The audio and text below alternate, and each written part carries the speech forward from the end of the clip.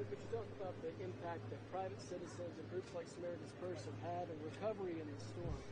Yeah, I appreciate the question, and look, there are so many layers to recovery, and unfortunately, one of the biggest complaints that I've heard today is that a lot of insurance companies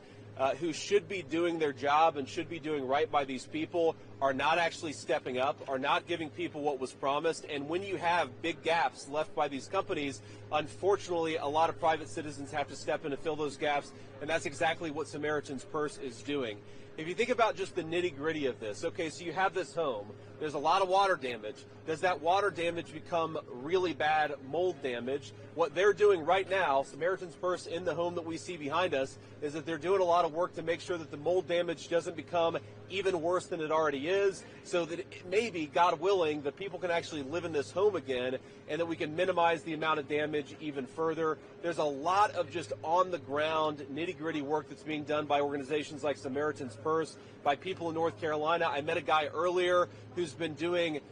private pilots who are flying needed medical resources, food resources, water into this community. There are a lot of people doing a lot of good. And I take a certain inspiration, given that we are right on the cusp of the Christmas season in this country, a lot of inspiration that I think a lot of people are living out Christ's Great Commission as we enter this Christmas season. This is a good Christmas season that's got a lot of grief for a lot of people, a lot of sadness for a lot of people in Western North Carolina, but I think there is going to be a lot of joy and a lot of celebration despite the sorrow, because the people of North Carolina are taking care of their own, and that's exactly as it should be, but they deserve some help, and they're going to get it from their government.